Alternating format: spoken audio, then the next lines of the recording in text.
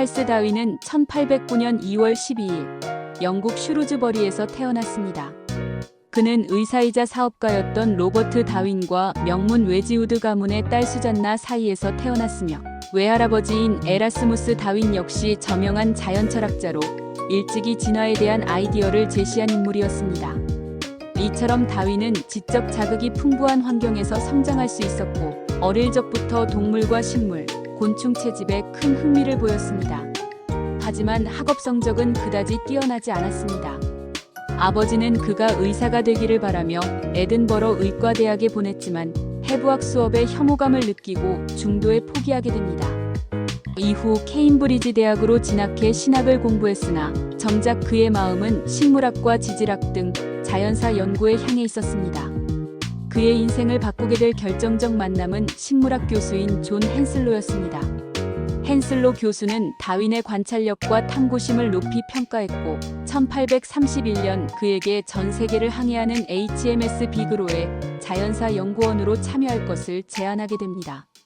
당시 비그로는 해양 측량을 위해 남미와 태평양을 중심으로 세계 일주 항해를 떠날 예정이었습니다.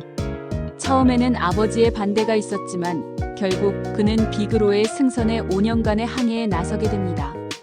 이 항해는 다윈의 인생과 과학사를 완전히 바꿔놓았습니다. 항해 중 다윈은 브라질, 아르헨티나, 칠레, 페루, 갈라파고스 제도, 타히티, 뉴질랜드, 호주, 아프리카 등을 거치며 다양한 생물과 지형 화석을 관찰하고 수집했습니다. 그는 각 지역의 생물들이 어떻게 환경에 적응하고 있는지를 면밀히 기록했고 특히 갈라파고스 제도에서 관찰한 핀치새들의 부리 모양 차이는 이후 진화론 형성에 결정적인 영향을 주게 됩니다. 각 섬마다 미묘하게 다른 부리 형태를 가진 핀치들은 서로 다른 먹이 자원에 적응한 결과였고 이는 생물이 환경에 따라 변화할 수 있다는 생각에 씨앗을 심게 했습니다. 또한 남미 대륙에서 멸종된 동물의 화석과 현재 생존하는 유사종을 비교하며 과거와 현재의 생물이 연속성을 가지고 있다는 점도 포착하게 됩니다. 이러한 관찰들은 생물종이 고정되어 있지 않으며 어떤 메커니즘에 의해 점진적으로 변화해왔다는 결론으로 다윈을 이끌게 됩니다. 1836년 영국으로 귀국한 다윈은 곧바로 수집한 자료를 분석하고 전문가들과 교류하며 연구에 몰두하게 됩니다. 그는 로버트 그랜트, 리처드 오원, 찰스 라이엘 등의 과학자들과 지적 교류를 이어가며 자연선택이라는 개념을 점차 구체화합니다. 하지만 그는 곧바로 자신의 이론을 발표하지 않았습니다. 진화라는 개념 자체가 당시로서는 종교적 믿음과 충돌했기 때문에 신중에 신중을 기한 것입니다. 그는 이론이 충분히 입증 가능할 때까지 오랜 시간 연구와 자료 축적에 몰두했으며 집안에서는 비둘기를 교배하거나 식물의 수분 방식 실험을 통해 선택이 생물의 형질에 어떤 영향을 미치는지를 확인하려 했습니다. 그러던 1858년 예상치 못한 사건이 발생합니다.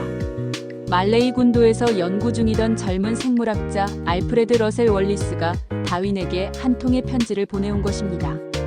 그 편지에는 다윈이 오랜 시간 고심해온 것과 거의 동일한 자연선택 이론이 간결하게 정리되어 있었습니다.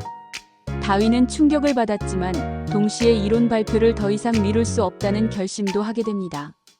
결국 다윈과 월리스는 같은 해 7월 런던 린네 학회에서 공동으로 이론을 발표하게 되며 이 사건은 과학사에서 매우 중요한 이정표로 남게 됩니다.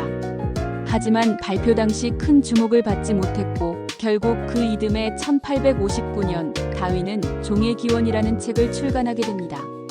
종의 기원은 출간 직후 과학계와 종교계, 일반 대중에게 엄청난 파장을 일으켰습니다. 다윈은 책에서 모든 생물종은 공통된 조상에서 출발해 오랜 시간에 걸쳐 자연선택에 의해 변화해왔으며 이 변화는 점진적이고 누적적인 과정이라는 점을 강조했습니다.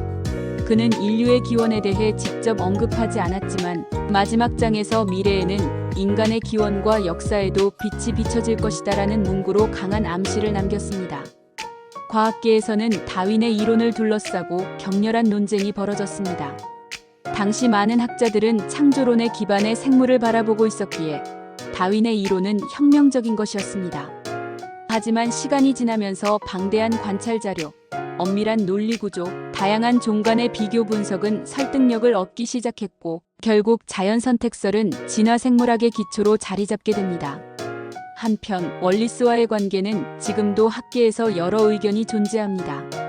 다윈은 월리스의 아이디어에 정직하게 반응했고 공동 발표라는 명예를 공유했지만 결국 역사 속 기억은 다윈 중심으로 남게 되었기 때문입니다. 일부 학자들은 월리스가 독립적으로 진화 이론을 정립했다는 점을 높이 평가하며 그의 공헌이 과소평가되었다고 지적하기도 합니다. 하지만 월리스 자신은 다윈에 대한 존경을 평생 유지했고 두 사람은 생전에 좋은 관계를 이어갔습니다. 다윈은 이후에도 활발한 연구와 저술을 이어갔습니다. 1871년 인간의 유래에서는 인간 역시 다른 동물과 마찬가지로 진화의 산물이라는 점을 명시적으로 언급하며 또 한 번 큰 논란을 불러일으켰습니다. 1872년에는 감정의 표현을 통해 인간과 동물의 감정 표현 방식이 진화적으로 연관되어 있음을 주장했고 식물의 수분 방식, 벌과 식물의 상호작용, 지렁이의 생태 등에 이르기까지 매우 폭넓은 분야를 탐구했습니다. 다윈은 평생 신중하고 겸손한 태도로 일관한 학자였습니다. 공식적으로는 무신론을 선언하지 않았지만 점차 기독교 신앙에서 멀어졌고 자연의 질서를 과학적으로 설명하고자 했습니다. 그의 말년은 건강 악화와 가족의 죽음 등으로 고통스러웠지만 연구를 멈추지 않았습니다. 1882년 찰스 다윈은 73세의 나이로 세상을 떠났고 영국 과학계의 상징이라 할 수 있는 웨스트민스터 사원에 아이작 뉴턴 옆에 안장되었습니다. 이는 그가 이룩한 과학적 업적에 대한 국가적 예우였습니다. 오늘날 찰스 다윈은 생물학의 아버지로 불리며 그의 자연선택 이론은 유전학, 생태학, 진화심리학 등 수많은 과학 분야의 이론적 토대를 이룹니다. 그가 던졌던 질문은 여전히 과학자들의 마음을 사로잡고 있습니다. 우리는 어디서 왔으며 어떻게 지금의 모습이 되었는가? 그 질문은 곧 인류와 생명 전체의 이야기입니다. 그리고 찰스 다윈은 그 이야기의 문을 연 인물이었습니다. 더 많은 생물학자를 알고 싶으시다면 구독과 좋아요, 알림 설정 부탁드립니다. 감사합니다.